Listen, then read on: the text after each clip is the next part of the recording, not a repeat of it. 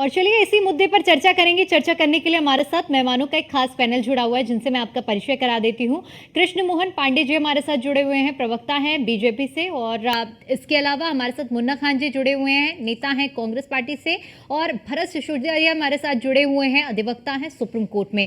सबसे पहले चर्चा की शुरुआत भरत जी आपसे करना चाहूंगी और आपसे समझना चाहूंगी, चूंकि बुलडोजर एक्शन को लेकर जो याचिका दायर की गई थी, इससे पहले सितंबर में भी मामले की सुनवाई हुई, सुप्रीम कोर्ट की ओर से फैसला सुनाया गया, जो मुख्य बिंदु रहे।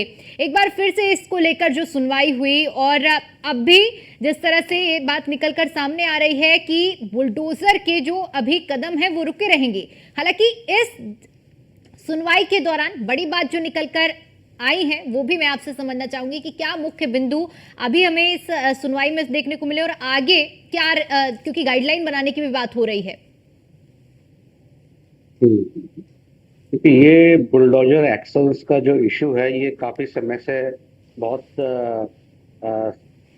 चर्चा में रहा है, हॉट टॉपिक। इस पे सुप्रीम कोर्ट ने सुनवाई करके जो उसमें बिंदु तय करे हैं या इसमें ऑब्जर्वेशन दिया है, that is very important for Indian society and politics as well and to the government as well. देखिए, अब तक जो बुलडोजर एक्शंस हुए हैं वो कहीं ना कहीं क्वेश्चन मार्क उन पर लगता रहा है कि क्या वो न्याय संगत तरीके से हुए हैं या नहीं हुए हैं। लेकिन जहां तक राज्य सरकार का सवाल है, राज्य सरकार अपने लेवल पर नोटिस देने की प्रक्रिया जरूर पूरी करती है, और ये सब नोटिस देने की प्रक्रिया के बाद ही बुलडोजर एक्शन होता है। और सुप्रीम कोर्ट में जो यूपी गवर्नमेंट का हलफनामा गया था उसमें उन्होंने बहुत डिटेल में अपना पक्ष रखा, जिसकी सुप्रीम कोर्ट ने भी तारीफ करी कि बहुत डिटेल्ड एफिडेविट दिया है जी। लेकिन सवाल ये नहीं है कि यूपी गवर्नमेंट का क्या एफिडेविट गया है या ये गवर्नमेंट का क्या रुख है। सवाल ये, चूंकि ये बुलडोजर एक्शन इस समय पूरे देश में हो रहा है, तो क्या ये न्याय संगत है या नहीं, इस पर सुप्रीम कोर्ट की गाइडलाइन आना आवश्यक है। तो सुप्रीम कोर्ट ने उसमें आर्ग्यूमेंट्स के दौरान अपने कुछ पॉइंट्स, कुछ ऑब्जर्वेशन दिए हैं कि देखिए, जैसे फुटपाथ है, फुटपाथ केवल चलने के लिए होता है, इस पे किसी तरह का इंक्रोचमेंट नहीं हो सकता रेहड़ी पटरी वालों द्वारा। या कोई भी धार्मिक स्थल है, चाहे वो मस्जिद हो या मंदिर हो या कुछ भी गुरुद्वारा हो, वो अतिक्रमण करके नहीं बनाया जा सकता, सरकारी जमीन पर नहीं बनाया जा सकता, उस पर बुलडोजर कार्रवाई की जा सकती है और की जानी चाहिए। तो उन्होंने बहुत सारे गाइडलाइंस, इसमें बहुत सारे ऑब्जर्वेशन दिए हैं कि and gist of the matter is कि किसी भी तरह का इंक्रोचमेंट गवर्नमेंट लैंड पर, चाहे वो किसी धार्मिक मंदिर या मस्जिद या किसी भी संस्था, किसी भी चीज के द्वारा किया गया हो, उसको सुप्रीम कोर्ट ने क्लियर कहा है कि ये चीज गलत है, इस पर बुलडोजर कार्रवाई होनी चाहिए। बिल्कुल ठीक है। और जहां तक उनका सवाल है, एक्यूज का सवाल है, एक्यूज के लिए उन्होंने क्लियर कहा है कि किसी एक्यूज पे बुलडोजर कार्रवाई नहीं हो सकती उसके घर पर। अगर बुलडोजर कार्रवाई होगी तो उसके गुनाह की वजह से नहीं होगी, वो इलीगल कंस्ट्रक्शन की, इनक्रोचमेंट की वजह से होगी। उसका गुनाहगार होना या गुनाह साबित होने से कोई मतलब नहीं है इस चीज का। ठीक है।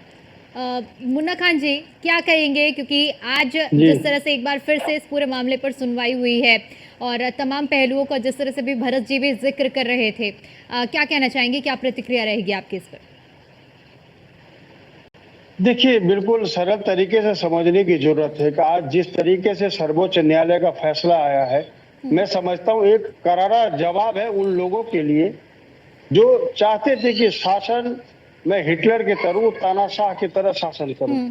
जिस तरीके से गुनाह साबित होने से पहले उसे घर गिरा दिया जाता था, गुनाह साबित होने से पहले उस पर अत्याचार किए जाते थे, तो कहीं ना कहीं उच्च न्यायालय का आज ये संदेश है कि आप कोर्ट से बड़े नहीं हो, देश में संविधान है, संविधान से ये देश चलता है, ये देश बुलडोजर से नहीं चलता है।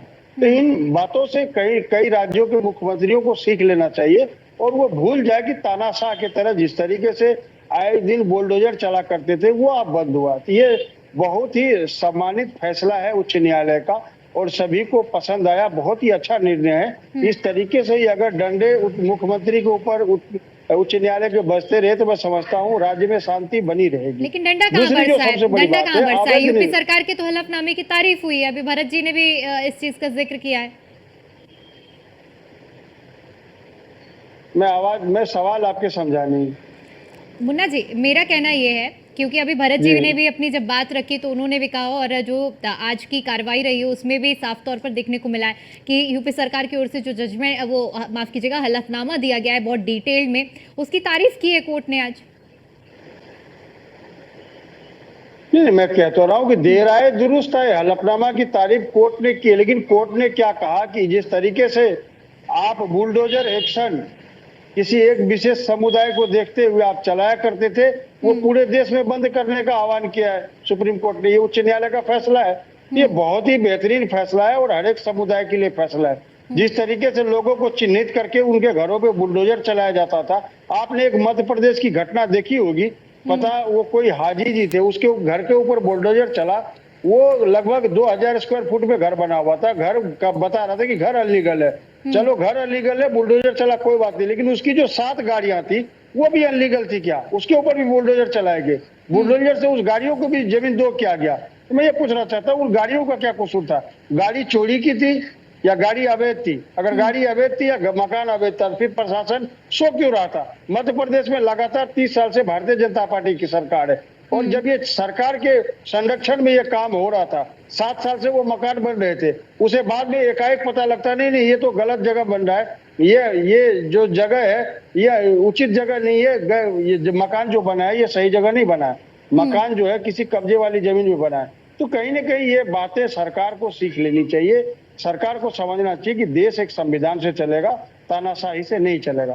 तानाशाही से जो सरकार चलाने वाले थे, कृष्ण मोहन जी क्या कहेंगे इस पर, क्योंकि मुन्ना खान जी कह रहे हैं कि देश संविधान से चलेगा, तानाशाही से नहीं चलेगा, और आज जो सुप्रीम कोर्ट में सुनवाई हुई है उसे एक बहुत बड़े डेंट के तौर पर मुन्ना जी कह रहे हैं कि बीजेपी को लेना चाहिए। देखिए, मैं बिल्कुल ये बात सही उन्होंने कहा कि ये देश संविधान से चलेगा, एक परिवार और दादा दादी की नाक वाली व्यवस्था से नहीं चलेगा।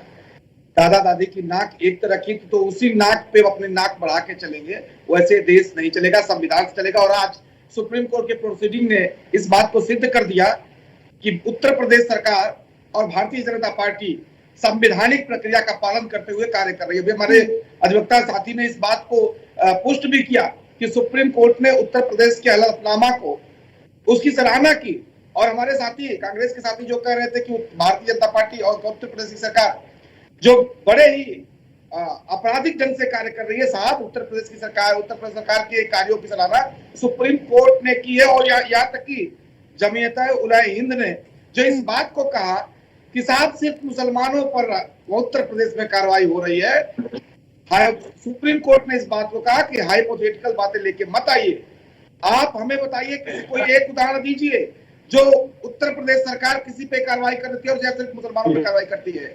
एक उदाहरण नहीं दे पाए सुप्रीम कोर्ट में, और सुप्रीम कोर्ट ने इस बात को आश्वस्त किया कि कोई भी यदि बुलडोजर चलता है तो उसकी पूरी प्रक्रिया होनी चाहिए। उस प्रक्रिया का पालन उत्तर प्रदेश सरकार ने एफिडेविट में दिया है। और भी हमारे साथी मध्य प्रदेश की चर्चा कर रहे थे, मैं इनको बताना चाहूंगा कि जिस घर को बुलडोज किया गया उसको पहले से 12 नोटिस दे चुकी थी। जो सुप्रीम कोर्ट ने कहा कि कहीं भी कोई यदि अतिक्रमण है और अतिक्रमण यदि कोई व्यक्ति किया है तो उसको नोटिस दीजिए। हम नोटिस देते हैं, नोटिस देने के बाद से उस पर कार्रवाई करते हैं। तो भारतीय जनता पार्टी संवैधानिक प्रक्रिया का, कानून की प्रक्रिया का पूरा पालन करती है, परंतु कांग्रेस अपने एक पारिवारिक व्यवस्था पर नाक बना लेती है। दादी की नाक की तरह है, दीदी की नाक की तरह है, इसलिए अपनी नाक की बात बना करके लेके जाएंगे। सुप्रीम कोर्ट इसको नकार देगी, क्योंकि सुप्रीम कोर्ट नाक से नहीं संविधान से कुछ काउंटर करना चाहते हैं मुन्ना जी इस बात पर।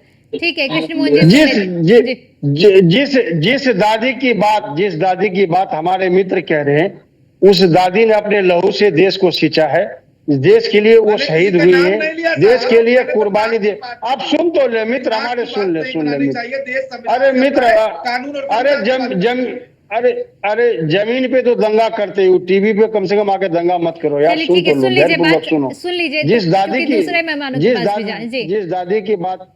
दादी की बात ये कर रहे हैं, वो उस दादी ने देश के लिए अपनी शहादत दी, देश को अपने लहू से सींचा है।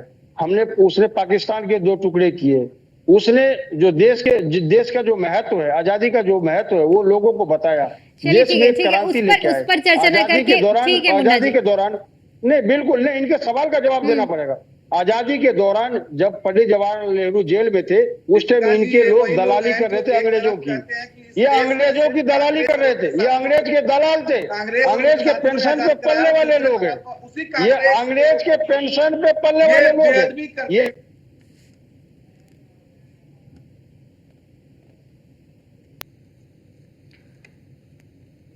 देश में कौन शहीद हुआ, किसी इसे क्या पता? इनके यहाँ का तो एक कुत्ता भी शहीद नहीं हुआ, इसे क्या महत्व पता? जिन ये लोगों ने तरफ जान दी, कहते हैं कि जो वीर ने देश को शहादत दी, कांग्रेस ने आजाद जिन लोगों ने कराया, अपनी जान और गंवाई, दूसरे तरफ शहादत दी, कहते हैं कि इनको क्या पता महत्व? सावरकर ये जो थे दलाल लोग अंग्रेजों के साथ खड़े थे। आजादी के टाइम भी दलाली चलिए भाई ठीक लोग है, हैं। ठीक है, एक तरफ कहते हैं ठीक है। आज मुद्दा देश के बुलडोजर है, योद्धा बुलडोजर पर मुझे चर्चा कर और लेते ये हैं। अंग्रेजों के खोज करते थे। किसी दिन ये चर्चा कर मुस्लिम लेंगे लोग कि उसके बीजेपी ने लिए क्या किया देश के भी। लिए, कांग्रेस ने क्या किया। आज बुलडोजर पर चर्चा करते हैं। पीयूष, चूंकि आज सर्वोच्च न्यायालय में एक बार फिर से बुलडोजर को लेकर सुनवाई हुई और तमाम बिंदुओं को कोर्ट के समक्ष रखा गया, जिनके आधार पर सुप्रीम कोर्ट की ओर से जजमेंट दिया गया। अब इसी पहलू पर लगातार चर्चा हो रही है, लेकिन फिलहाल स्थिति साफ है कि बुलडोजर के पहिए अभी फिलहाल के लिए अटके रहेंगे। बिल्कुल, अगर हम बात करें तो इस बात की शुरुआत उस दौर में भी हुई थी जब बुलडोजर की कार्रवाई खासतौर पे उत्तर प्रदेश में तेज हुई थी, लेकिन धीरे धीरे समय बीता और आपने देखा कि जब उत्तर प्रदेश की तर्ज पर उत्तराखंड, मध्य प्रदेश जैसे अलग अलग राज्यों में बुलडोजर की कार्रवाई जब शुरू हो गई, तो बाकायदा एक याचिका जो है वो सुप्रीम कोर्ट में डाली गई थी और इस याचिका में कहा गया था कि कहीं ना कहीं इस तरीके से किसी के घर को गिराना ठीक नहीं है। तो जिस दिन ये सुनवाई हुई थी पिछली बार, उस दिन भी सुप्रीम कोर्ट ने इस बात को दोहराया था कि वो आरोपी हो या दोषी हो तो भी उसके घर पर बुलडोजर की कार्रवाई नहीं की जा सकती। इसके अलावा सुप्रीम कोर्ट ने उस दिन भी कहा था कि हम दिशा निर्देश बाकायदा इसके लिए जारी करेंगे। तब तक के लिए इस उस आदेश को कहीं ना कहीं सुप्रीम कोर्ट ने दिया कि बुलडोजर की कार्रवाई नहीं होगी। हालांकि कई राज्यों में बुलडोजर की कार्रवाई लगातार तेज रही और आपने देखा कि इसी को लेकर आज सुप्रीम कोर्ट में जब इस मसले को उठाया गया और कहा गया कि आपने कहा था कि बुलडोजर की कार्रवाई नहीं होगी, लेकिन देखिए कि किस तरीके से घरों को गिराया जा रहा है। सुप्रीम कोर्ट ने भी आज उसी बात को दोहराया है और सुप्रीम कोर्ट ने सीधे तौर पर कहा है कि जो भी आरोपी है या दोषी है उसके घर को गिराना ठीक नहीं है। इसके अलावा सुप्रीम कोर्ट ने यह भी कहा कि चाहे वो मंदिर हो, गुरुद्वारे हो, मस्जिद हो, कुछ भी धार्मिक स्थल हो, अगर वो अवैध तरीके से बनाए गए हैं, किसी सड़क पर बनाए गए हैं, सरकारी संपत्ति पर बनाए गए हैं, तो उसको हटाया जा सकता है। हालांकि सुप्रीम कोर्ट ने जब भी अपना फैसला दिया, आदेश दिया या सुप्रीम कोर्ट ने टिप्पणी की, तो सुप्रीम कोर्ट ने ये सीधे तौर पे कहा कि हम ये कह रहे हैं कि अगर सरकारी संपत्ति पर किसी ने अवैध तरीके से निर्माण कर रखा है तो उसका हटाना जायज है, लेकिन उसके लिए कानूनी प्रक्रियाओं को पालन करना होगा। इसके अलावा बाकायदा नोटिस देना होगा।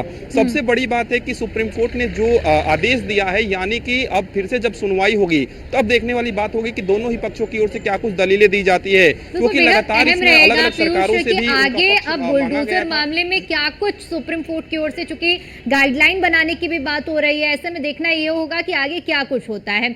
भरत जी, चूंकि आपने सभी पैनलिस्ट को सुना होगा, इस पूरे मुद्दे का राजनीतिकरण भी हो रहा है, चूंकि बुलडोजर को साफ तौर पर जिस तरह से बुलडोजर एक्शन को लेकर तमाम तरह की बयानबाजियां होती हैं, लेकिन अगर संक्षेप में मैं आपसे समझूं, जो सुप्रीम कोर्ट की ओर रुख समझ में आ रहा है बुलडोजर के लेकर, गाइडलाइन को लेकर, तो ये गाइडलाइन किस पैमाने तक सख्ती हमें देखने को मिल सकती है इन गाइडलाइन में? देखिए, सुप्रीम कोर्ट की जो भी गाइडलाइन भविष्य में आएंगी इस बिंदु को लेकर, उससे बुलडोजर की कार्रवाई रुकेगी नहीं, बल्कि बुलडोजर की कार्रवाई जस्टिफाई हो जाएगी। ये सोचना गलत है कि ऐसी सुप्रीम कोर्ट के जजमेंट आने से बुलडोजर कार्रवाई रुकेगी। बुलडोजर कार्रवाई बल्कि जस्टिफाइड हो जाएगी, रेगुलेटेड हो जाएगी।